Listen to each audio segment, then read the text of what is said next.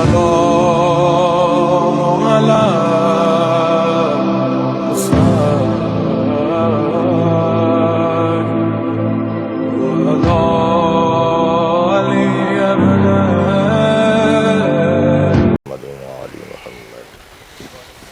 اعوذ باللہ من الشیطان الرجیم بسم اللہ الرحمن الرحیم الحمد للہ الذی لا یبلغ مدحتہ القائلون ولا یحصی نقماءہ العادون ولا یعدی حقہ المجتہدون الذی لیس لصفتہ حد محدود ولا نعت موجود ولا وقت معدود ولا اجل ممدود فطر الخلائق بقدرته ونشر الرياح برحمته والصلاة والسلام على الرسول المسدد المصطفى العمجد المحمود الأحمد سيدنا ومولانا ومولى الكونين جد الحسن والحسین عانی ابو القاسم محمد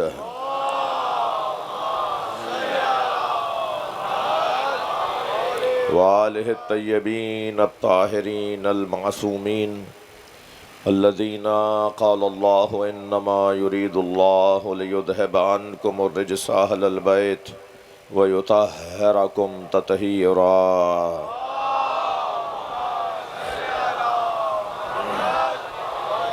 وَلَعْنَةُ اللَّهِ عَلَىٰ أَعْدَائِهِمْ أَجْمَعِينَ مِنْ يَوْمِ عَدَاوَتِهِمْ إِلَىٰ قِيَامِ الدِّينِ أَمَّا بَعْدُ قَالَ الْحَكِيمُ فِي قُرْآنِ الْكَرِيمِ بسم اللَّهِ الرَّحْمَٰنِ الرَّحِيمِ يَوْمَ نَدْعُو كُلَّ أُنَاسٍ بِإِمَامِهِمْ فَمَنْ أُوتِيَ كِتَابَهُ بِيَمِينِهِ فَأُولَٰئِكَ يَقْرَءُونَ كِتَابَهُمْ وَلَا يَظْلَمُونَ فَتِيلًا ومن كان في هذه أعمى وهو في الآخرة أعمى وأضل سبيلا صلوات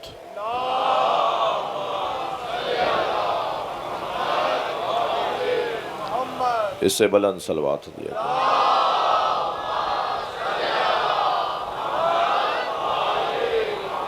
اس سے بھی بلند ممکن ہے اللہم صل علی سورہ مبارکہ اسراء کی 2 آیات ایک مرتبہ پھر آپ کے سامنے پڑھی گئیں۔ یوم ندعو کل اناس بامامہم، اس دن ہر شخص کو اپنے امام کے ساتھ پکارا جائے گا۔ کئی پکاریں لگیں گی وہاں، کئی آوازیں لگیں گی وہاں، فرعونی آ جائیں، نمرودی آ جائیں، حامانی آ جائیں، شدادی آ جائیں، سفیانی آ جائیں، مروانی آ جائیں، حسینی آ جائیں، حیدری آ جائیں، یہ آوازیں لگیں گی۔ یوم ندعو کل اناس بامامہم، ہر شخص کو اس کے پیشوا کے ساتھ، اس کے امام کے ساتھ آواز دی جائے گی۔ فَمَنْ أُوتِيَ كِتَابَهُ بِيَمِينِهِ، اور جب یہ جمع ہو جائیں گے تو پھر ایک اور منظر بنے گا، جن کے سیدھے ہاتھ میں نامہ عمل دیا جائے گا تو وہ اپنے نامہ عمل کھول کر پڑھیں گے۔ کوئی 80 سال کا، کوئی 90 سال کا، کوئی 110 سال کا، مختلف عمروں کے لوگ اپنا ایک ایک لمحہ اس میں دیکھیں گے، ایک ایک لمحہ۔ وَمَنْ أُوتِيَ كِتَابَهُ بِيَمِينِهِ فَأُولَٰئِكَ يَقْرَءُونَ كِتَابَهُمْ، پڑھے گا وہ بھی جسے پڑھنا نہیں آتا تھا،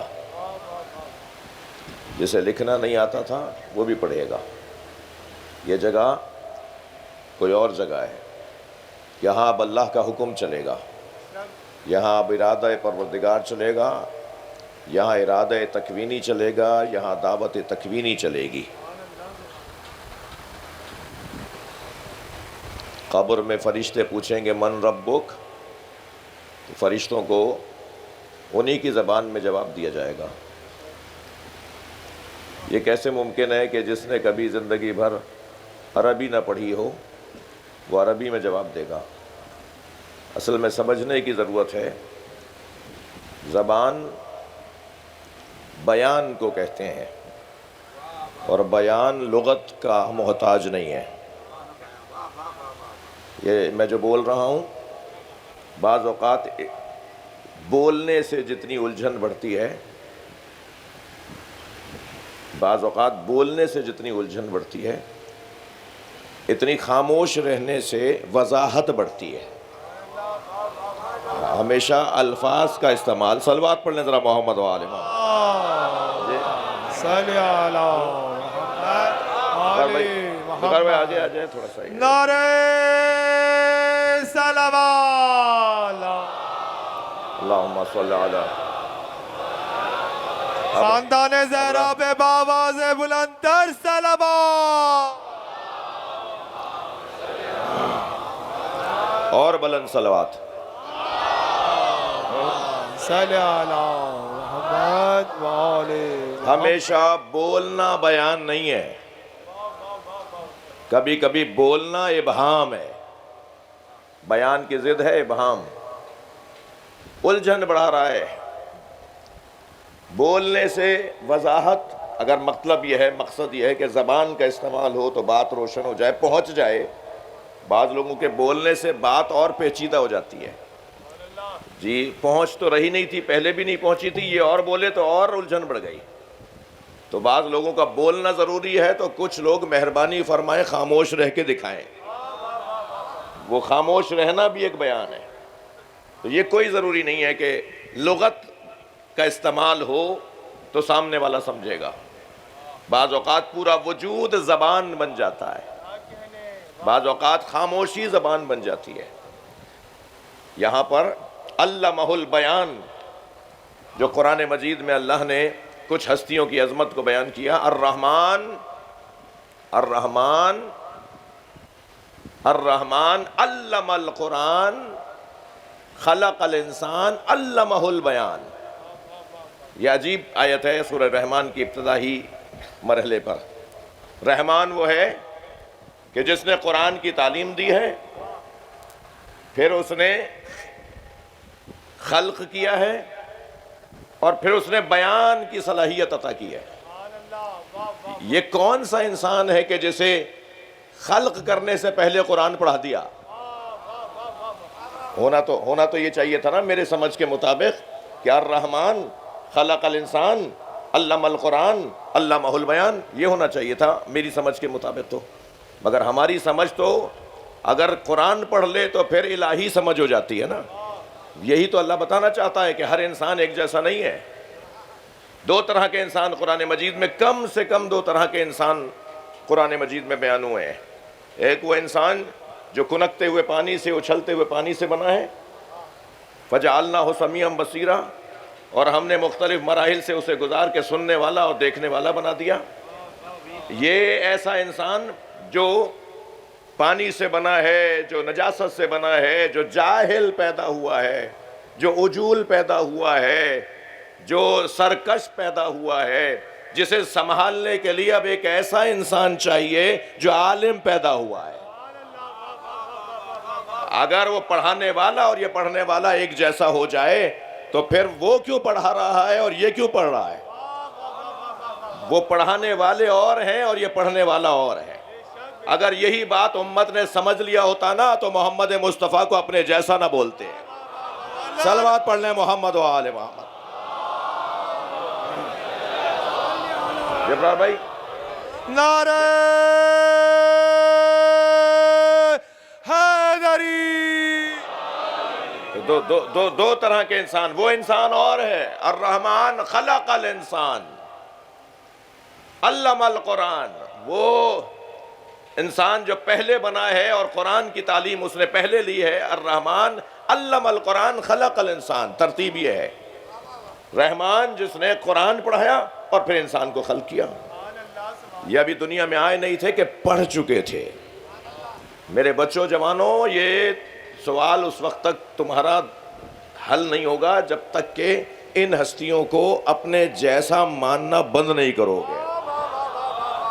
ہمارا ایک ہی جلوہ ہے، فلاں ابا کے گھر اور فلاں دادا کے گھر پیدا ہوئے، ہمارا یہی جلوہ ہے، مگر جب بات آئے گی نبی کی اور علی مولا کی اور اہل بیت کی تو ان کے دو جلوے ہیں، ایک نوری ہے ایک بشری ہے۔ جو نوری پہلو ہے نا ان کا، وہ تو ہزاروں سال پہلے کا ہے۔ اگر آپ کی توجہ ہے تو ایک حدیث ہدیہ کر دوں۔ سرکار دو جہاں فرماتے ہیں مکتوب علی باب الجنہ، صلوات پڑھیں ذرا محمد و آل محمد۔ صلی اللہ حدیث ہدیہ کر رہا ہوں آپ کو، حدیث ہدیہ کر رہا ہوں۔ مکتوباً، سرکار کا فرمان، مکتوب علی باب الجنہ لا الہ الا اللہ محمد الرسول اللہ علی اخو رسول اللہ۔ جنت کے دروازے پر 3 جملے لکھے ہوئے ہیں۔ اب جنہیں جنت میں جانے کا شوق ہے وہ 3 کلموں کو یاد کر لیں تاکہ آشنا رہیں کہ وہاں کیا لکھا نظر آئے گا۔ جی نبی فرما رہے ہیں، سنی شیعہ کتابوں میں یہ حدیث موجود ہے اور میں تو عربی میں پڑھ رہا ہوں، ابھی آپ بتائیں گے کہ کہاں کہاں کون کون سی متن کے اندر کون کون سی کتابوں کے اندر یہ حدیث موجود ہے۔ آج تو بہت آسان ہو گیا ہے، پہلے کے فقہا اور آج کے علماء میں ایک موٹا سا فرق یہ ہے کہ پہلے وہ حدیث بھی ڈھونڈتے تھے اور پھر سمجھ کر بیان بھی کرتے تھے، یعنی استخراج بھی تھا اور استنباط بھی تھا۔ توجہ ہے؟ آج استخراج اتنا آسان ہو گیا ہے کہ یہ بچہ بھی ہاتھ میں جو یہ اس کے موبائل ہے، اس کے اندر جو گوگل ہے، اس کے اندر جو انٹرنیٹ ہے، اس کے ذریعے سے یہ حدیث کو سرچ کر لیتا ہے۔ کوئی پوچھے نا صاحب الغدیر علامہ عبدالحسین امینی سے کہ وہ کہاں عراق سے ایران گئے اور ایران سے لکھنؤ گئے انڈیا، اور میر حامد حسین ہندی، میر حامد حسین رحمۃ اللہ علیہ کی لائبریری میں، ناصر الملت کی لائبریری میں، سعید الملت کے کتاب خانے میں، اس کمرے میں بند ہو کر بیٹھ گئے، کتاب خانے کے اندر بند ہو کر بیٹھ گئے اور اپنے آپ سے عہد کر لیا کہ جب تک میں حدیث غدیر پر مکمل کتاب نہیں لکھوں گا باہر نہیں جاؤں گا۔ اور 10 جلدوں میں انہوں نے حدیث غدیر پر کتاب لکھی، صرف غدیر من کنت مولا فہاد علی مولا، یہ جو حدیث پیغمبر ہے نا، اس پہ 10 جلدوں میں کتاب لکھی، جو کتاب مارکۃ الارا کتاب ہے اور کتاب کا نام بھی الغدیر ہے۔ میں وہ الحمدللہ وہ حجرہ دیکھ کر آیا ہوں، وہ جگہ دیکھ کر آیا ہوں جہاں علامہ عبدالحسین امینی بیٹھ کر اس کتاب کو مرتب کر رہے تھے، اس کی تعریف کر رہے تھے۔ تو پہلے تو ایسے ہوتا تھا، معلوم ہوا جی بغداد سے چلے اور قم پہنچے اور وہاں سے نیشاپور پہنچے اور 6 مہینے بعد اور 1 سال بعد لوٹے ہیں، صرف اس وجہ سے کہاں گئے تھے 1 سال بعد۔ یہ عالم، یہ فقیہ، یہ جو آج ہمارے پاس سجی ہوئی کتابیں ہیں لائبریریوں کے اندر، یہ ایسے ہی ہم تک نہیں پہنچی، ایک ایک حدیث کو ڈھونڈنے کے لیے 1 سال کا سفر کیا ہے، ان حدیثوں کو جمع کیا ہے۔ کس کے پاس ہے؟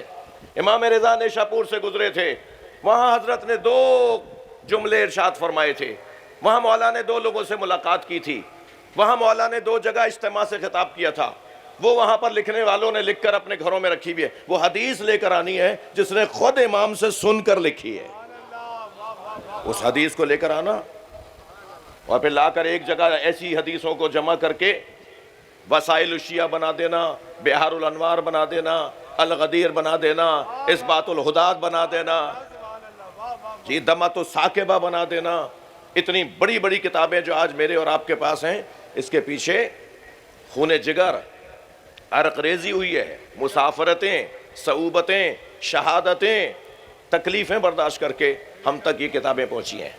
تکلیف ہوتی ہے، افسوس ہوتا ہے اور دکھ ہوتا ہے اور رحم آتا ہے ایسے لوگوں پر جو فقہا کے بارے میں نامناسب جملے کہہ رہے ہوتے ہیں کہ تمہیں کیا پتا کہ یہ مذہب، یہ دین تم تک کتنی مشکل کے ساتھ پہنچا ہے، کتنی صعوبتوں کے بعد یہ پیغامات ہم تک پہنچے ہیں۔ اور ایک یہ چھٹاک بھر کی زبان جو ہے وہ ہلا دیتا ہے اور جو اس کے منہ میں آتا ہے وہ کہہ دیتا ہے۔ اللہ ایسے لوگوں کو ہدایت عطا فرمائے، بلند صلوات ہدیہ کریں۔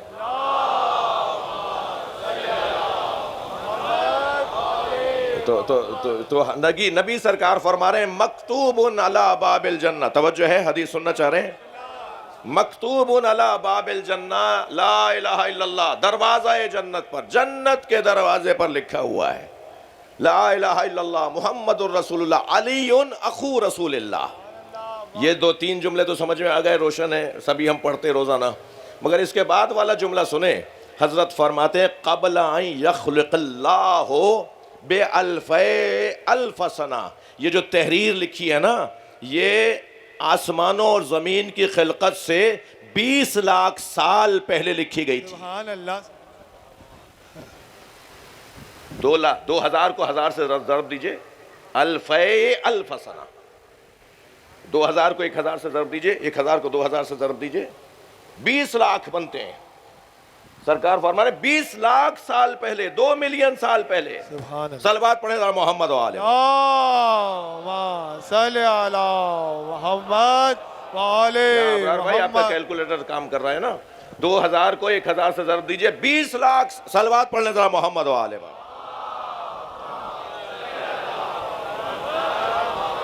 اتنا، یہ اب کیسے سمجھیں گے اس بات کو؟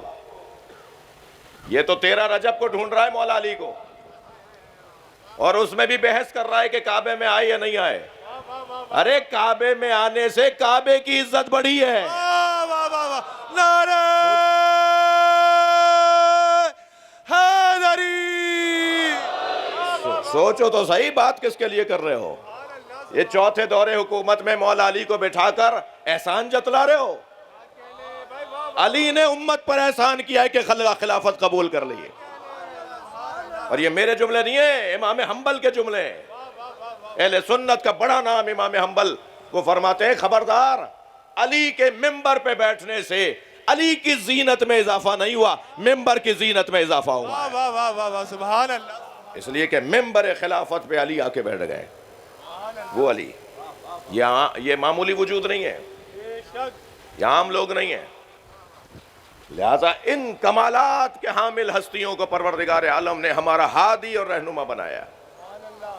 کل کی گفتگو آپ کے پیش نظر ہے، جو دوست موجود تھے ان کے لیے صرف ایک جملہ کہہ کے آگے بڑھا ہوں، اور وہ یہ کہ یہ طے ہے کہ ہمارا کام ہادی بنانا نہیں ہے، ہمارا کام امام بنانا نہیں ہے، ہم امام بنانے کے قابل نہیں ہیں۔ اگر ہم بنانے کے قابل ہو جائیں تو ہم خود امام کیوں نہیں ہیں؟ جو فاقد شے ہوتا ہے، منطق، جو فاقد شے ہوتا ہے وہ موتی شے نہیں ہوتا۔ جو کسی چیز سے عاری و خالی ہو وہ بخش نہیں سکتا۔ جب تیرے پاس ہے نہیں تو بخش کیسے رہا ہے؟ جو چیز تیرے پاس نہیں ہے وہ دے کیسے رہا ہے؟ تو یہ منطق کا قاعدہ ہے، فاقد شے معطی شے نہیں ہوتا۔ جو شخص کسی چیز سے عاری و خالی ہے وہ چیز بخشے گا کیسے؟ جب میں خود ہدایت کا محتاج ہوں تو میں ہادی بناؤں گا کیسے؟ یہ میرا کام ہی نہیں ہے۔ اور کیوں نہیں ہے؟ آج کی مجلس کی بحث یہی ہے۔ صلوات پڑھ لیں محمد و آلہ۔ اللہم صلی علی محمد۔ قرآن نے ہماری رہنمائی فرمائی کہ یوم ندعو کل اناس بامامہم، اس دن ہر شخص کو اس کے امام کے ساتھ پکارا جائے گا۔ ہم کیوں نہیں امام بنا سکتے اپنا؟ ہم کیوں نہیں اپنا ہادی بنا سکتے؟ پھر تھوڑی سی اکیڈمک گفتگو ہے اور آپ کی توجہ چاہیے۔ عزیزان گرامی، امامت کے جو شرائط پروردگار عالم نے بیان کر دیے، قرآن ہے نا بھئی، ہے شیعوں کا عقیدہ امامت اس دلیل کی بنیاد پر باطل ہے۔ یہ بولنے والوں، قرآن میں امام سے متعلق آیات ہیں، تمہارا بھی کوئی امام ہے؟ کچھ دیر کے لیے ہم ہی کیوں تمہیں جواب دیں، تم ہمیں جواب دو نا، کہ قرآن میں جس امام کے تصور کو اللہ نے بیان کیا ہے اس امام کی شرائط بھی تو بیان کی ہیں۔ تمہارا کون امام ہے؟ کسے امام مانتے ہو؟ کیا شرائط بیان کی ہے قرآن میں اللہ نے امام کی؟ 8-10 آیات میں سے صرف ایک آیت کا سہارا لے رہا ہوں، سورہ مبارکہ سجدہ۔ ارشاد ہو رہا ہے وَجَعَلْنَا مِنْهُمْ أَئِمَّةً يَهْدُونَ بِأَمْرِنَا، اور ہم نے ان میں سے کچھ کو امام بنایا ہے۔ آپ کا ذوق اگر میرے ساتھ ہے تو میں بھی ذوق لوں گا۔ ہم نے ان میں سے کچھ کو امام بنایا ہے۔ امام بننے کے قابل زیادہ تھے مگر ان میں سے کچھ کو بنایا ہے۔ واہ واہ واہ واہ واہ، سبحان اللہ۔ یہی مطلب ہوا منہم، وہ بننے والے تو زیادہ تھے، اہلیت کے زیادہ تھے، مگر ہم نے ان میں سے کچھ کو بنایا ہے۔ اچھا، جو امام بننے کے قابل تھے یقیناً 12 سے زیادہ تھے۔ امام تو 12 ہی ہے نا جی، امام 12 ہیں۔ میں آئندہ کی کسی مجلس میں توفیق ہے تو عرض کروں گا۔ ایک جانب سرکار فرما رہے ہیں میرے بعد میرے 12 جانشین ہوں گے۔ کوئی اختلاف نہیں ہے مسلمانوں میں اس حدیث پہ، 12 خلیفہ کی حدیث پر۔ علامہ طالب جوہری صاحب نے تو پورا اس کے اوپر مقالہ لکھا، اور اس پہ ان کی تقاریر بھی ہیں، اور انہوں نے پورا مقالہ لکھا جی۔ 12 جو نبی نے فرمایا نا کہ یہ 12 خلیفہ میرے بعد میرے 12 خلیفہ، صحیح السند، بلکہ کہتے ہیں اسنادہ صحیح بلکہ متواتر، صحیح سے بھی زیادہ کوالٹی والی حدیث ہے یہ، اور ایک نہیں ہے، تواتر ہے۔ اس کی کئی نسلیں ہیں، کئی شجرے ہیں، اس حدیث کے کئی شجروں سے ہوتی ہوئی آئی ہے حدیث۔ یعنی مسلمانوں میں اس پہ بحث ہی نہیں تھی کہ سرکار نے یہ فرمایا ہے، سب متفق تھے کہ سرکار نے فرمایا میرے بعد میرے 12 جانشین ہیں۔ ایک جانب 12 جانشینوں کا سرکار فرما دیں، اور ایک جانب فرما دیں کہ میرے بعد خلافت راشدہ 30 سال کے لیے رہے گی۔ یہ تضاد ہے یا نہیں؟ ایک جانب آپ فرما دیں کہ میرے بعد 12 میرے خلیفہ ہوں گے، ایک جانب آپ فرمائیں کہ خلافت راشدہ 30 سال کے لیے رہے گی، تو یہ تو تضاد ہے۔ کوئی ایک حدیث صحیح مانو۔ اس وقت میں نہیں جانا چاہ رہا اس بحث میں، مگر صرف آپ کے ذہن عالی میں ایک نقطہ رہ جائے کہ کبھی کہا جاتا ہے کہ 30 سال کے بعد خلافت راشدہ ختم ہو گئی، جس میں 4 سال اور چند مہینے مولا علی کے بھی شامل ہیں، اور 6 مہینے امام حسن کے بھی شامل ہیں۔ صلوات پڑھیں ذرا محمد و آل محمد۔ اللہم صل علی۔ آپ کی صلوات بتا رہی ہے کہ آپ تھوڑے سے خستہ ہو رہے ہیں۔ باواز بلندر صلوات۔ تو یہ نعرہ حدیث تکبیر، نعرہ رسالت، نعرہ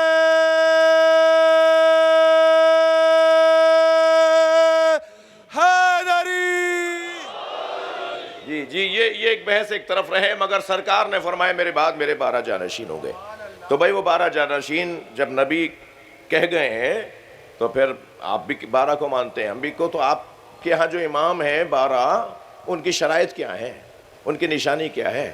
کوئی بھی کھڑا ہو کے کہہ دے میں امام ہوں تمہارا، کوئی بھی دعویٰ کر لے، کوئی شرائط ہے؟ قرآن نے شرائط بیان کی ہیں۔ سب سے زیادہ حساس، اللہ کے کلام میں سب سے زیادہ حساسیت 2 موضوعوں پہ رہی ہے، یا عقیدہ توحید پر یا عقیدہ ولایت پر۔ جی اللہ کی توحید کا تحفظ بھی ولایت کے ذریعے ہے، اللہ کی توحید کی بقا بھی ولایت کے ذریعے سے ہے۔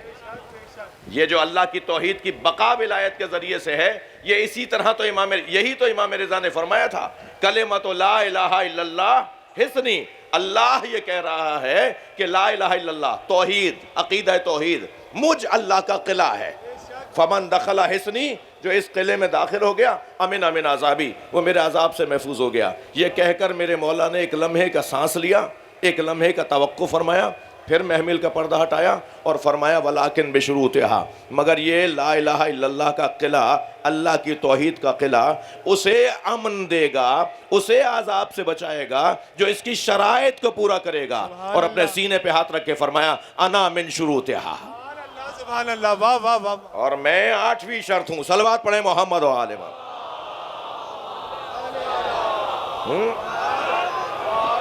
تو یہ جو شرائط ہیں وہ کیا ہیں؟ وَجَعَلْنَا مِنْهُمْ أَئِمَّةً يَهْدُونَ بِأَمْرِنَا، ہم نے ان میں سے کچھ کو امام بنایا ہے۔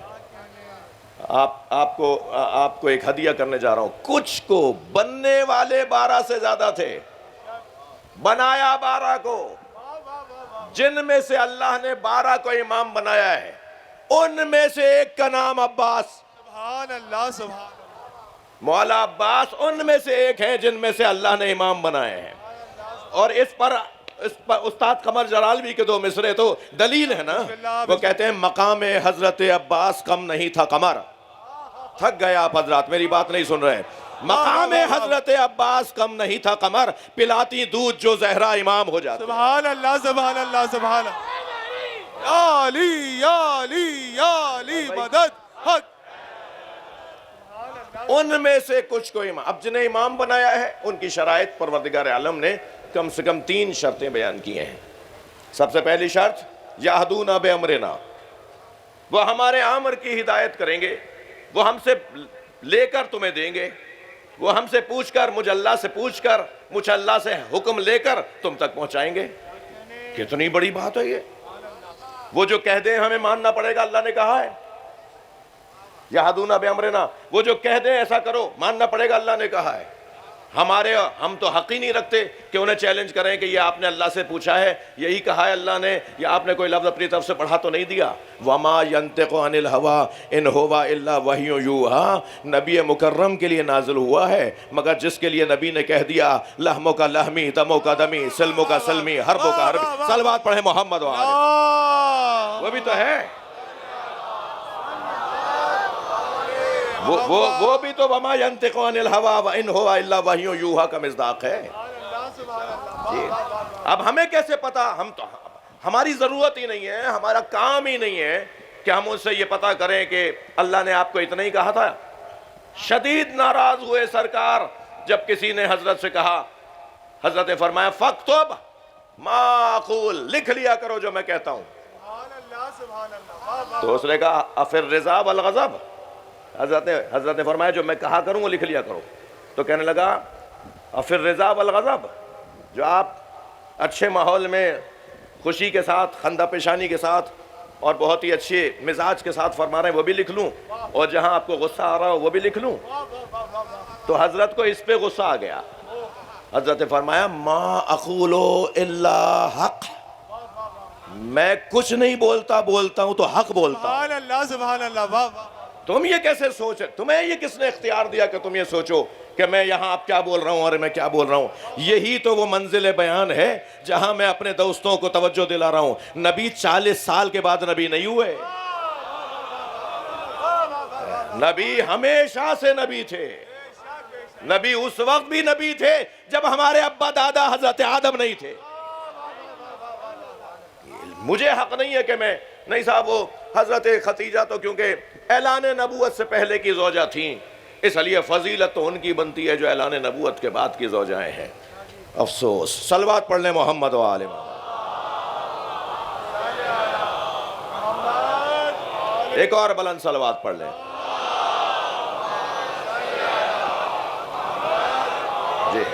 جی یہ بات روشن ہے، ہمیں حق نہیں ہے، ہمیں بس ماننا ہے۔ یہدون بامرنا، توجہ ہے، تھوڑا سا اور فرمائیے، توجہ ہے۔ ہمیں بس ماننا ہے کہ وہ جو اللہ سے حکم لیتے ہیں وہ ہم تک پہنچاتے ہیں، یہ پہلی صفت ہے۔ اب یہ کسی اور نے دعویٰ کیا ہو تو بتاؤ، مولا علی نے تو کیا ہے۔ یہ کسی نے دعویٰ کیا ہو تو بتاؤ، امام حسن نے تو بتایا ہے۔ یہ کسی اور نے دعویٰ کیا ہو تو ہمیں بھی دکھا دو، امام حسین نے تو فرمایا ہے کہ ہم اللہ سے لیتے ہیں اور تمہیں پہنچاتے ہیں۔ ایک ایک جملے کے اوپر میں بہت دیر رکنے کا دل کر رہا ہے، مگر میں اپنے مضمون سے دور ہونے کا بھی خوف کر رہا ہوں، یعنی جو سوچا ہے آج کے لیے وہ اس سے دور ہونے کا خوف ہو رہا ہے۔ 3 سال کا سن تھا امام حسن کا، سرکار کی آغوش میں بیٹھے ہوئے تھے، ادھر سرکار کچھ فرما رہے تھے اور اسی دوران امام حسن آسمانوں کی طرف دیکھ رہے تھے۔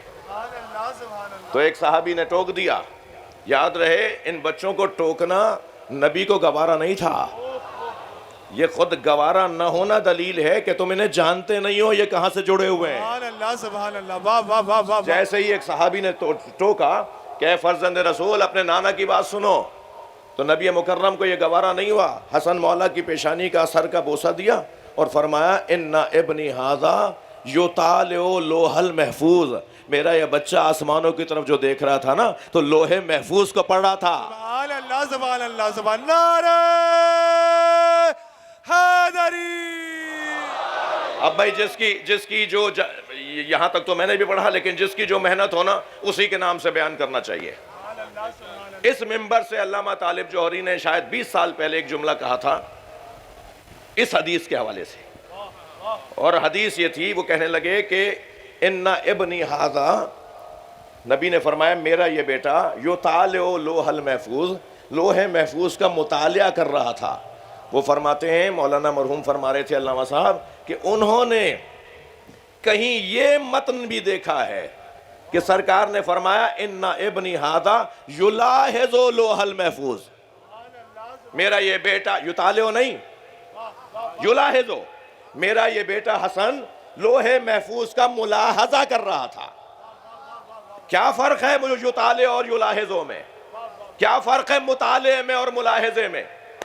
پھر جوہری صاحب نے کہا اگر مطالعے اور ملاحظے کا فرق روشن ہو جائے نا تو سمجھ میں آ جائے گا کہ امام کی حیثیت، منزلت، کیفیت، فضیلت کس درجے کی ہے۔ سبحان اللہ۔ تشریف فرمائے شخصیات، میں اپنی کتاب دوں جناب وقار مہدی صاحب کو کہ ذرا اس کا مطالعہ کیجئے گا۔ یہ جملہ بتائے گا کہ میں اپنی کوئی ایسی چیز پر خود پسندی کا شکار ہوں یا خود اعتمادی کا شکار ہوں کہ میں نے کوئی نئی بات لکھی ہے۔ وقار بھائی کے علم میں اضافہ ہوگا۔ عباس بھائی اگر میں یہ کہوں کہ میری کتاب کا مطالعہ کیجئے گا تو مطالعے کے جملے میں اشارہ ہے کہ میں زیادہ جانتا ہوں، ایسا ہی ہے۔ اور اگر میں کہوں کہ میری کتاب کو ملاحظہ کیجئے گا، بڑی عنایت، بہت شکریہ، آپ کی توجہ ہے۔ اگر میں کہوں ملاحظہ کیجئے گا تو اس کے اندر ایک پیغام یہ ہے کہ کوئی اگر کمی بیشی ہو تو ٹھیک کر دیجئے گا، مجھے مشورہ دے دیجئے گا، آئندہ کے ایڈیشن میں ٹھیک کر لوں گا۔ یہ جو امام حسن ملاحظہ کر رہے ہیں نا، اسی کو کہتے ہیں تقدیر بدلنا۔ سبحان اللہ، سبحان اللہ۔ نعرہ حیدری، خاندان نبوت میں بلند تر صلوات۔ جی ملاحظہ، دیکھ رہے ہیں کس کی عمر بڑھانی ہے، دیکھ رہے ہیں کسے مصیبت سے بچانا ہے۔ یہ وہ لوگ ہیں کہ جن کا تعلق عالم بالا سے ہے، عالم انوار سے ہے، ملکوت سے ہے۔ جی ایک عنوان یہ کہ یہدون بامرنا، دوسرا عنوان، دوسری شرط لمبا صبرو، دوسری شرط یہ ہے، توجہ میرے ساتھ ہے، دوسری شرط یہ ہے کہ وہ صبر کرنے والے ہوں گے۔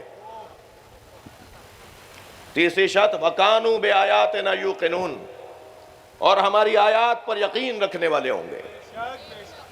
یہاں برہان مہدی آپ کے سامنے رکھنا چاہ رہا ہوں۔ علمی دنیا میں، ایکیڈمک دنیا میں اس برہان کو جو میں کہنے جا رہا ہوں، اس برہان کو کہتے ہیں، اس دلیل کو کہتے ہیں برہان مہدی، اور ہدایت دینے والا برہان، روشن کر دینے والا برہان۔ ایسی دلیل برہان مہدی یہ ہے کہ بھائی یہ صبر اور یقین امر قلبی ہے۔ مجھے کیا پتا کہ آپ صبر کر رہے ہیں، میں الٹا کر لیتا ہوں، مجھے کیا پتا کہ میں صبر کر رہا ہوں یا دکھاوا کر رہا ہوں۔ صبر امر قلبی ہے، بناوٹ ہے، دکھاوا ہے، تصنع ہے، جی سیاست ہے، جو مروج الفاظ ہیں وہ کہہ رہا ہوں، یا نہیں حقیقت ہے میں صبر کر رہا ہوں، برداشت کر رہا ہوں، یا نہیں میں کوئی تیاری کر رہا ہوں، برداشت نہیں کر رہا، میں موقع کی تلاش میں ہوں۔ آپ کو میرا نہیں پتا، مجھے آپ کا نہیں پتا، امر قلبی ہے۔ نہیں چلے چلیں صبر کے بارے میں اگر میری بات روشن نہیں ہے تو وَقَانُوا بِآيَاتِنَا يُوقِنُونَ کے اوپر آ جائیے۔ قَانُوا بِآيَاتِنَا يُوقِنُونَ کے اندر اللہ یہ کہہ رہا ہے کہ وہ میری آیات پر، ہماری آیات پر یقین کامل رکھنے والے ہیں۔ یقین کی تو کیفیت ہے ہی قلبی، یہ تو ہے ہی قلب کا مسئلہ۔ جی جب حضرت ابراہیم نے کہا یا اللہ مردوں کو کیسے زندہ کرے گا، تو انہوں نے فرمایا کہ اللہ ان مردوں کو زندہ کیسے کرے گا، تو اللہ نے کیا کہا، اللہ نے کہا اولم تؤمن، تمہیں مجھ پر ایمان نہیں ہے؟ تو حضرت ابراہیم نے کیا فرمایا تھا کہ ایمان تو ہے، یقین قلبی چاہتا ہوں، قلب کا یقین چاہتا ہوں۔ یہ جو قلبی معاملات ہیں، توجہ، جو قلبی معاملات ہیں، اب اگر امام بنانا ہے مجھے، توجہ، اور امام کی شرط تو یہ ہے کہ وہ اللہ کی آیات پر یقین رکھتا ہے، تو میں تو اس کی قلب کا حال جانتا نہیں ہوں، تو میں امام کیسے بناؤں گا؟ تو اب لازم ہے کہ امام وہ بنائے جو دلوں کے حالات کو جانتا ہو۔ اور یہ اگر صرف نظریہ رہ جاتا نا تو ممکن ہے کہ کوئی کہہ دیتا مجھ سے قرآن سے بات کرو، صلوات پڑھیں محمد وآلہ، صلی علی محمد۔ تو میں قرآن سے بات کر رہا ہوں۔ سورہ نمل آیت نمبر 67، پروردگار عالم 67ویں آیت سورہ نمل میں اللہ ارشاد فرما رہا ہے اِنَّ رَبَّكَ یعلم ما تکن صدورہم وما یعلنون. توجہ ہے؟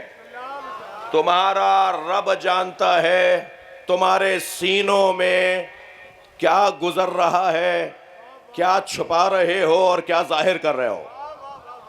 یہ اللہ نے بتا دیا کہ سینوں کا حال اللہ جانتا ہے.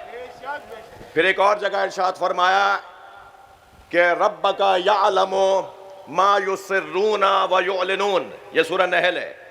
تمہارا رب جانتا ہے کہ تمہارے سینے میں کیا چھپا ہوا ہے اور کیا ظاہر ہے. صلوات پڑھ لیں محمد و آل محمد. اس سے بھی بلند صلوات پڑھ لیں. اللہم صلی علی محمد علی محمد. میرے بھائی جناب محمد رمضان شیپا صاحب، ان کی فلاحی خدمات اللہ اپنی بارگاہ میں قبول فرمائے. اور یہ جو ہرے کپڑے پہنے ہوئے ہوتے ہیں نا، اس کا تعلق بھی امام حسین سے ہے. جی رمضان بھائی آگے آ جائیے. وقار بھائی بھی فرما رہے ہیں. بر حبیب خدا و خاتم الانبیاء بلندر صلوات.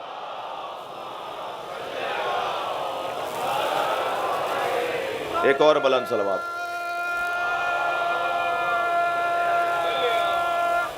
حیدری. بلند تر صلوات. اللہ ماشاءاللہ. صلی علی محمد وآل محمد. محمد وآل محمد صلوات.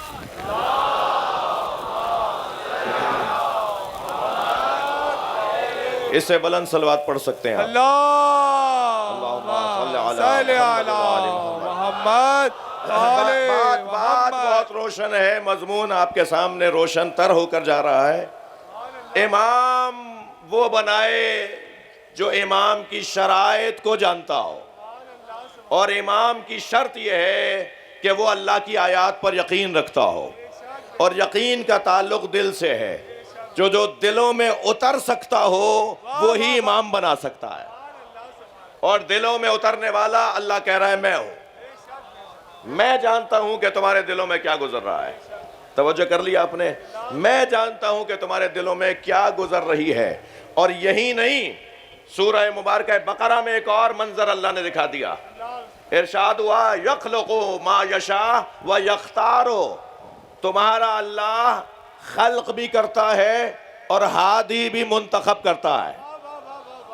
ما کان لہم الخیرہ. اور خبردار تمہیں حق نہیں ہے، انہیں حق نہیں ہے، اسے حق نہیں ہے، تمہیں حق نہیں ہے کہ تم اپنے لیے رہنما منتخب کرو. کیا اس سے زیادہ اور روشن بات ہوتی؟ وہ اعلان کر رہا ہے کہ امام کی شرط یہ ہے کہ وہ اللہ کی آیات پر یقین رکھتا ہے. وہ اعلان یہ کر رہا ہے کہ اللہ دلوں میں اتر کر جانتا ہے کہ کس کے دل میں کیا گزر رہا ہے. اس نے واضح کہہ دیا کہ منتخب کرنا اللہ کا کام ہے. تو اب منتخب کرنا جب اللہ کا کام ہے تو میرا کام امام بنانا نہیں ہے، امام ماننا ہے. واہ واہ واہ واہ سبحان اللہ سبحان اللہ. واہ واہ واہ واہ. ہمیں امام ماننے کا حکم ہے. وقت بہت تیزی سے آگے بڑھا. کل گفتگو آگے بڑھے گی.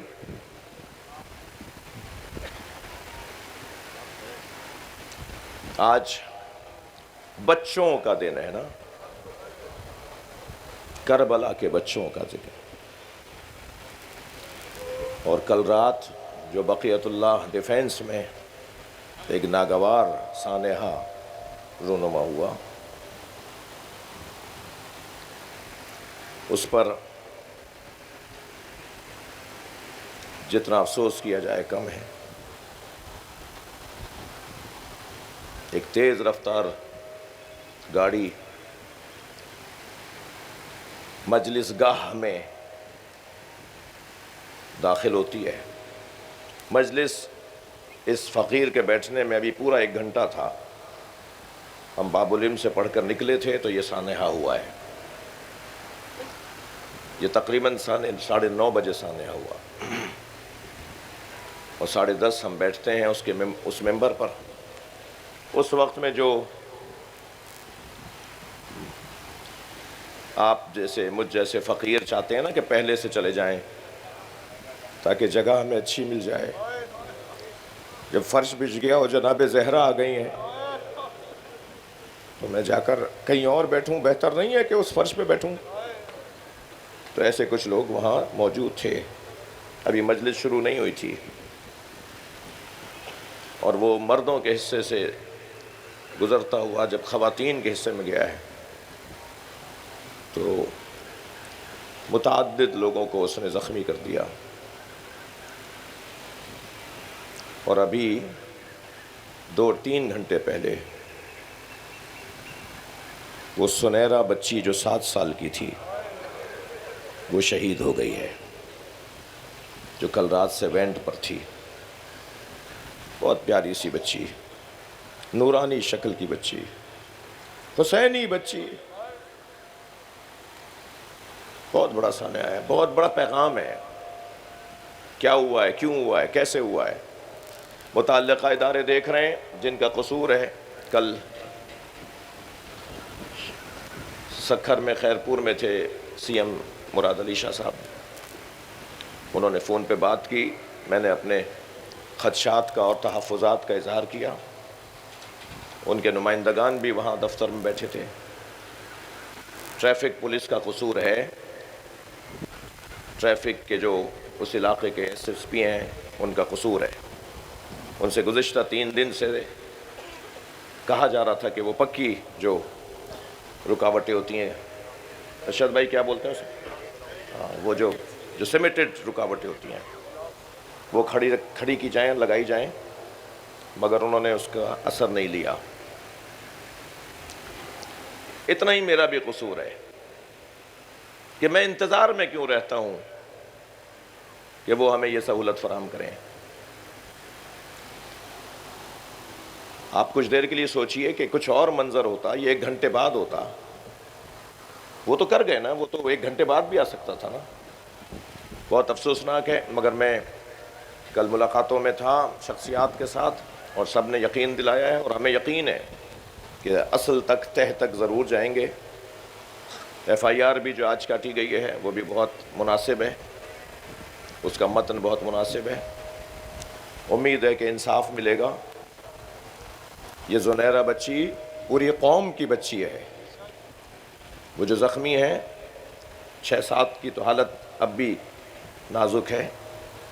ان سب کی شفا یابی کے لیے، اس بچی کے ماں باپ کی تسلی اور حوصلے کے لیے، شہیدہ ہے نا یہ ذکر اہل بیت میں جان سے چلی گئی نا. اور متاثرہ خانوادوں کے حوصلے کے لیے، ان کے اجر و ثواب کے لیے جتنا بلند ممکن ہے ایک صلوات ہدیہ کریں محمد و آل محمد. اللہم صل علی محمد آل محمد. حیدری. مگر میں ان بچوں کے والدین سے کہوں گا کہ یہ دن حسین کے دن ہے. ہم اپنے مرحومین کی فاتحہ بھی نہیں پڑھتے ان دنوں میں. یہ دن عزاداری کے دن ہے. ابھی تو عاشور کا دن باقی ہے. ہمارا تو کوئی غم ہی نہیں ہے، ہمارا تو غم حسین کے غم میں ضم ہے. ہماری خوشی بھی کوئی نہیں ہے. ہماری ہر خوشی اہل بیت کی خوشی سے جڑی ہوئی ہے. یفرحون لفرحنا ویحزنون لحزننا، یہ امام نے فرمایا ہے نا. ہمارے چاہنے والوں کی نشانی یہ ہے کہ وہ ہمارے حزن میں محزون ہوتے ہیں اور ہماری خوشی میں خوش ہوتے ہیں. تو یہ تو حزن اہل بیت کے دن ہے نا. تو بس اپنے بچی کا جنازہ تو اٹھا لینا، مگر اس کے کان میں کہہ دینا کہ سکینہ کو سلام پہنچا دے. چھوٹی سی بچی، یہ 7 سال کی 8 سال کی بچی، تم جا رہی ہو نا بی بی کی خدمت میں، تم جا رہی ہو جناب زہرا کی خدمت میں. انہیں جا کر ہمارا سلام کہہ دینا اور کہہ دینا بی بی آپ کے بابا کے ماتم دار مجلس میں شرکت کر رہے ہیں، پرسہ دے رہے ہیں. عزادارو آج 6 محرم ہے. ہماری روایات کے مطابق آج کربلا کے سب سے بڑے شہید کا ذکر ہوتا ہے. اجرکم اللہ، اجرکم اللہ. سب سے بڑے شہید کا ذکر، خاص طور پہ بر صغیر کی جو عزائی روایات ہیں ان کے مطابق آج ہم ایک ایسے شہید کا ذکر کرتے ہیں کہ جو سب سے بڑا شہید ہے. بتا دوں سب سے بڑے شہید کا نام؟ اتنا بڑا شہید ہے کہ حسین اس کا لاشا اٹھا رہے تھے تو اس کا لاشا امام حسین سے اٹھ نہیں رہا تھا. اجرکم اللہ، اجرکم اللہ. جو جہاں بیٹھا ہے وہ اپنے پرسے کا اظہار کرے گا. یہ جس شہید کا ذکر میں اب کرنے جا رہا ہوں اتنا بڑا شہید ہے کہ امام سے وہ لاشا اٹھ نہیں رہا تھا. کبھی آگے جاتے تھے کہتے تھے انا للہ، کبھی الٹے پیر واپس آتے تھے رضن بقضائہ و تسلیما لامرہ. اجرکم اللہ، اجرکم اللہ. پہنچ گئے آپ؟ ذہن آپ کے آ گئے کربلا میں. شب عاشور ایک ماں ہے جو جھولا جھلا رہی ہے اور جھولا جھلاتے ہوئے کہتی ہے علی اصغر تم تو گھٹنیوں بھی نہیں چل پاتے، اے میرے لال تم کل بابا پہ جان کیسے قربان کرو گے؟ امام حسین سے رہا نہیں گیا، خیمے کے اندر آ گئے اور جناب رباب اور علی اصغر کے جھولے کے قریب بیٹھ کر امام نے فرمایا رباب تیرا بچہ سب سے آگے نظر آئے گا. سب سے بڑی قربانی کربلا کے میدان میں وہ 6 مہینے والے بچے کی قربانی ہے. آپ کی آنکھوں میں آنسو آ گئے، آوازیں بھی بلند ہو گئیں. میرا دل کہہ رہا ہے اس ماں کو پہلے سلام کروں جس نے اپنے بچے کو اجلے سے کرتا پہنا کر اجلا سا کرتا پہنا کر، سفید کرتا پہنا کر، سر پہ امامہ باندھ کر، کمر میں پٹکا باندھ کر اور حسین کے ہاتھوں پہ سجا کر دیا، جسے میر انیس کہتے ہیں بنا کر شکل مجاہد کی لے چلے شبیر. بنا کر شکل مجاہد کی لے چلے شبیر، الٹ دیا علی اصغر کی آستینوں کو. مجاہد جب میدان میں اترتا ہے نا تو آستینیں الٹ دیتا ہے. بڑا جگر ہے جناب رباب کا. میرا متعدد بار ہندوستان جانا ہوا اور یہاں بھی جو سندھ کے اندر اور بعض اور علاقوں کے اندر ہندو برادری رہتی ہے، یہ مزاج یہاں پاکستان کے ہندوؤں کا بھی ہے اور ہندوستان کے ہندوؤں کا تو یہ مزاج بہت ہی مضبوط ہے. بہت ہی زیادہ وہاں ایسا ہوتا ہے کہ وہاں عاشور کے دن ہندو عورتیں اپنے دودھ پیتے بچوں کو دودھ نہیں پلاتی ہیں.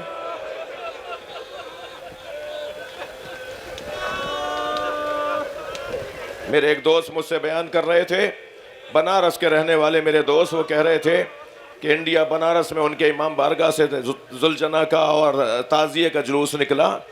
کہتے ہیں کہ جلوس ابھی پیچھے تھا، ہم آگے چلے گئے جا کے دیکھیں انتظامات کیسے ہیں. تو ابھی ہم آگے جو گئے، جلوس بہت پیچھے تھا، ہم آگے گئے تو ایک چوک پر بڑی تعداد میں ہندو عورتیں کھڑی تھیں. کہتے ہیں قریب جو پہنچے تو ایک بات اور محسوس ہوئی کہ ہر گود میں دودھ پیتا بچہ ہے. کہنے لگے جب ہم برابر سے گزرے تو ایک خاتون کی آواز آئی، وہ کہنے لگی بھائی مسلمان لگ رہے ہو؟ تو کہنے لگے میں نے کہا ہاں مسلمان ہیں. کہنے لگے مسلمان ہو تو بتاؤ بابا حسین کا جلوس کب آئے گا؟ تو میں نے کہا تمہیں بابا حسین کے جلوس کا انتظار کیوں ہے؟ کہنے لگے تمہیں نہیں پتا آج حسین کا بچہ بھوکا مارا گیا. آج ہم اپنے بچوں کو دودھ نہیں پلاتے جب تک تعزیہ دفنا نہ دیا جائے.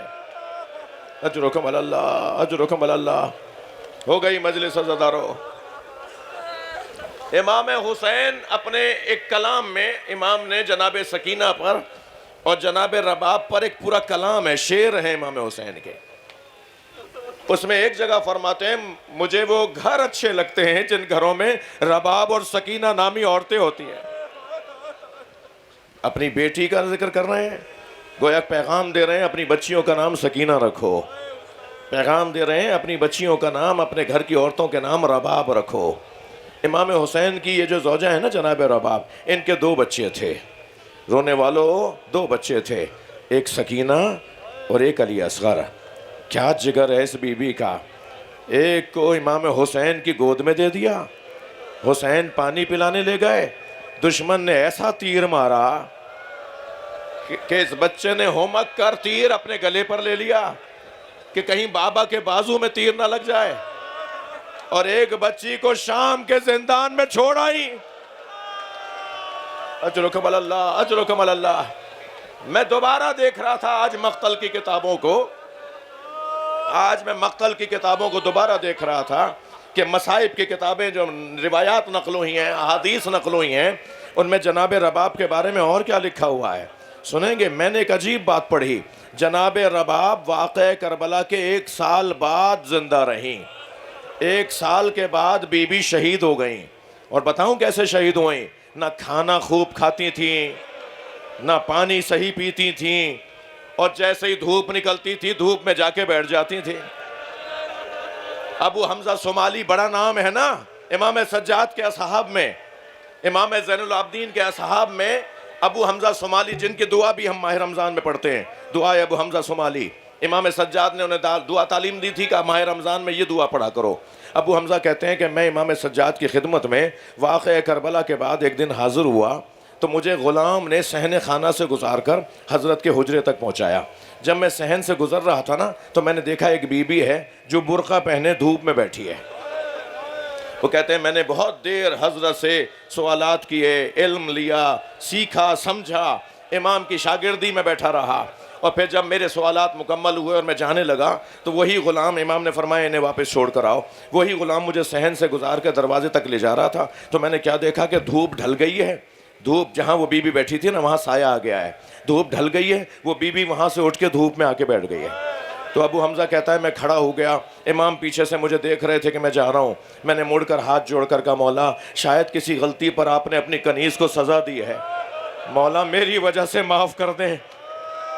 فرمایا ابو حمزہ میری ماں رباب ہے، کربلا کے میدان میں میرے بابا کا لاشا دھوپ میں دیکھا تو میرے بابا کے لاشے سے وعدہ کر کے آئی، اے میرے والی تمہاری زوجہ کچھ نہ کر پائی مگر تم سے وعدہ کر کے جا رہی ہے جب تک زندہ رہے گی سائے میں نہیں بیٹھ. اجرکم اللہ. حق ہے ایسے رونے کا، مگر مجھے 5 منٹ اور مسائل پڑھنے دیں عزادارو. میں نے یہ روایت بھی پڑھی کہ جب یہ واقعہ یہ قافلہ شام سے رہا ہو کر کربلا سے ہوتے ہوئے مدینہ پہنچا نا تو کچھ ہی دن کے بعد جناب رباب کا گریہ اتنا زیادہ تھا کہ جناب زینب نے امام سجاد سے کہا زین العابدین بھابی کہیں دنیا سے چلی نہ جائیں. تو امام سجاد اور جناب زینب نے آ کر جناب رباب سے سوال کیا کہ بی بی آپ کیا چاہتی ہیں؟ بی بی حوصلہ کریں، بی بی زندہ رہنا ہے. کہا مجھے کربلا پہنچا دو. تو میں نے مقتل کی کتاب میں دیکھا کہ کچھ ہی دن کے بعد بی بی رباب کربلا آ گئی تھی اور 1 سال تک حسین کی مجاور بن کے رہی. کربلا میں امام حسین کی قبر پہ رہی ہیں اور پھر کربلا میں اتنی بیمار ہو گئی، اتنا ان کا بدن نحیف ہو گیا کہ پھر امام سجاد مدینہ لے گئے. اور پھر جس دن آ کر امام نے کہا نا اما آپ تو غیر بھی کہتے ہیں سائے میں آ جائیں، تو ایک مرتبہ کانپتی ہوئی آواز میں کہا ہرملہ مارا گیا جس نے میرے بچے پہ تیر چلایا، جس نے میرے مولا کے سینے پہ تیر مارا. کیسے لے کر آ رہے تھے سائے کی طرف، ساری بیویاں امام سجاد کے ہمراہ جناب رباب کو سائے کی طرف لا رہی تھی. تو ایک قدم پہ سایہ پہنچا تو کربلا کی طرف رک کر کے کہا ہے میرے والی میں نے وعدہ کیا تھا، میرے وعدے کی لاج رکھنا. ابھی سائے میں قدم گیا نہیں تھا کہ منڈ کا ڈھلنا شروع ہوا، گردن گرنا شروع ہوئی، آواز آئی انا للہ، حسین کی عزادار چلی گئی. اجرکم اللہ، اجرکم اللہ. ایک منزل اور میرے ساتھ آ جائیے عزادارو. گریہ بہت ہو گیا، آپ نے ثواب لے لیا، مجلس کا ثواب آپ کو مل گیا، رونے کا ثواب آپ کو مل گیا. سنت نبی ہے نا رونا. نبی مکرم امام حسین کی زندگی میں گود میں لے کے روتے تھے نا میرے بچے کو مارا جائے گا. اور پھر شہادت کے بعد حضرت ام سلمہ کے خواب میں آئے عاشور کے دن عصر کے وقت. یہ روایت بھی اہل سنت کی کتابوں میں. اور بی بی ام سلمہ کہتی ہیں میں نے دیکھا عاشور کا دن تھا، عصر کا وقت تھا، بی بی مدینے میں ہے، ادھر کربلا میں حسین مار دیے گئے ہیں، بی بی اپنے گھر میں مدینے میں سو رہی ہیں. ام المومنین بی بی ام سلمہ فرماتی ہیں میں سو رہی تھی، میں نے خواب دیکھا نبی کے سر پہ عمامہ نہیں ہے، بالوں میں خاک لگی ہوئی ہے، گریبان کے بٹن کھلے ہوئے ہیں، پیروں میں نالے نہیں ہیں، سرکار کے دوش پہ ابا نہیں ہے۔ اور میں نے کہا یا رسول اللہ یہ کیا حال ہے آپ کا؟ فرمایا ام سلمہ میں کربلا سے آ رہا ہوں، میرے بچے کو کربلا میں مار دیا۔ بی بی دوڑی ہیں اپنے حجرے سے، اور بی بی اس کونے میں گئی جہاں وہ شیشی رکھی تھی، جو نبی نے شیشی میں خاک دی تھی نا اپنی زوجہ بی بی ام سلمہ کو، دوڑتی ہوئی اس کونے میں گئیں اور جا کر اس شیشی کو جب نکالا تو اس شیشی میں تازہ خون ابل رہا تھا۔ تو واہ ویلا واہ ویلا واہ حسینہ، جناب ام سلمہ نے نوحے پڑھنا شروع کیے، اور بی بی نے مدینے میں بتایا اے مدینے والو حسین کو مار دیا گیا۔ آپ نے گریہ کر لیا، ہو گئی مجلس۔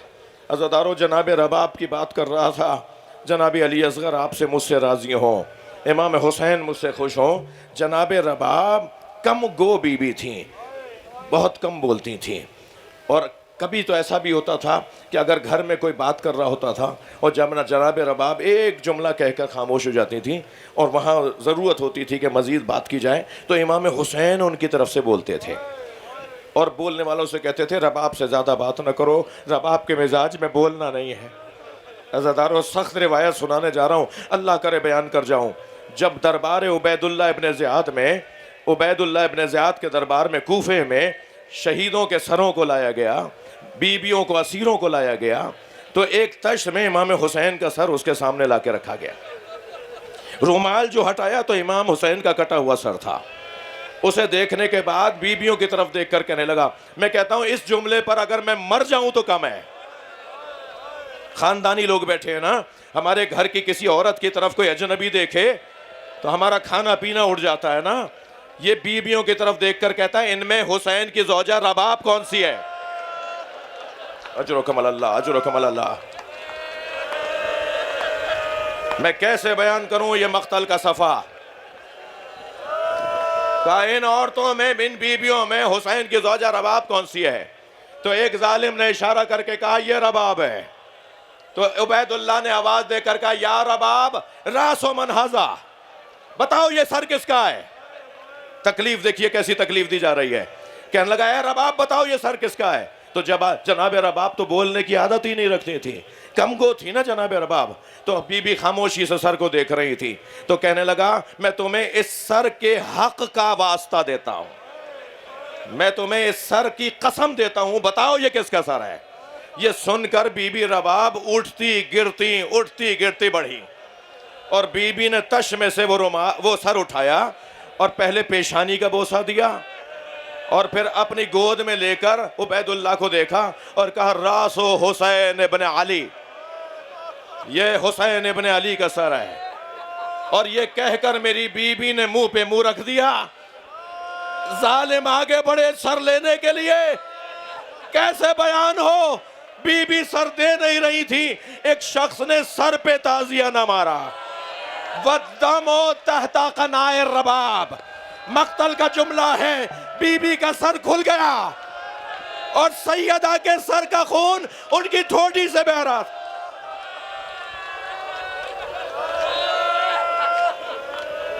اجرکم اللہ۔ میں نے تو ابھی مصائب نہیں پڑھے، میں کیسے بتاؤں اس کے بچے کے ساتھ کیا ہوا؟ حسین یہ کہہ کر لے گئے تھے کہ لاؤ رباب میں اسے پانی پلا لاؤں۔ اجرکم اللہ، اجرکم اللہ۔ میں بے چین ہوتا ہوا دیکھ رہا ہوں بعض لوگوں کو، مگر یقین رکھیے ابھی ہم سن کر برداشت نہیں کر پا رہے۔ جناب رباب نے وہ کٹا ہوا سر کیسے دیکھا، وہ چھدا ہوا گلا کیسے دیکھا۔ اجرکم اللہ۔ فرمایا رباب لاؤ میں اس بچے کو پانی پلانا ہوں۔ اب جتنے چھوٹے چھوٹے بچے تھے نا، سب ایک دوسرے سے کہہ رہے تھے علی اصغر چھوٹا ہے نا، پہلے چھوٹے بچے کو پانی دیا جاتا ہے نا، پھر جب علی اصغر پی کے آ جائے گا تو مولا ہمیں لے جائیں گے نا۔ اب یہ بچے انتظار میں بیٹھے ہیں، وہ بچہ جو کچھ دیر پہلے تڑپ رہا تھا۔ اجرکم اللہ۔ تھکے نہیں، یہ 6 محرم کی مجلس ہے۔ کچھ مدت پہلے کی بات ہے، ایک جوان نے مجھ سے آ کے کہا مولانا میں مچھلی خرید کر لایا محرم میں، اور میں نے اپنی بڑی بہن سے کہا مجھے مچھلی تل دو، تو دادی کی آواز آئی بیٹا محرم میں مچھلی نہیں کھاتے۔ تو میں نے دادی سے کہا دادی حلال تو حلال ہے، محرم ہو یا ربیع الاول ہو۔ کوئی بھی مہینہ ہو تو دادی نے کہا ہاں تم آج کے جوان ہو نا، ہماری کہاں مانو گے، جاؤ مولانا سے پوچھ کر آ جاؤ۔ تو وہ جوان مجھ سے کہنے لگا مولانا مجھے دادی نے بھیجا ہے، میں آپ سے پوچھنے آیا ہوں آج 6 محرم میں مچھلی کھا لوں؟ میں نے کہا مجھے اس مسئلے کا جواب نہیں آتا، مگر تم دادی کی بات مان لو، تم دادی کی بات مان لو۔ کہنے لگا مولانا میں سمجھا نہیں۔ میں نے کہا دادی صحیح کہہ رہی ہیں، دادی کی بات مان لو۔ امام حسین نے جب دشمن کے سامنے علی اصغر کو اٹھایا تھا نا تو ایک جملہ کہا تھا اما ترونا کیف یتلذا، دیکھ نہیں رہے میرا بچہ مچھلی کی طرح منہ کھول رہا ہے، مچھلی کی طرح منہ بند کر رہا ہے، یہ مچھلی کی طرح تڑپ رہا ہے، یہ کچھ دیر میں مر جائے گا۔ امام نے اپنے بچے کے تڑپنے کو مچھلی کے تڑپنے سے تعبیر کیا۔ ایک سنسناتا ہوا تیر آیا، وہ تیر علی اصغر کے گلے کو چھیدتا ہوا حسین کے بازو پہ لگا۔ امام نے بچے کو گودے میں لیا، چلو خون کا چلو ہاتھ میں لے کر، چلو میں خون لے کر ایک مرتبہ چہرے پہ ملا اور کہا اسی چہرے کے ساتھ نانا کے پاس جاؤں گا۔ حسین لاشا لے کے چلے، سامنے سے سکینہ نے دیکھا، بچوں کو آوازیں دی، بچوں میرا بھائی پانی پی کر آیا، چلو ہمیں بھی پانی پلائیں گے۔ حسین نے ابا کا دامن ہٹایا، خون میں لت پت بچہ، ایک ماں نے لبوں پہ لب رکھ دیے، اے میرے لا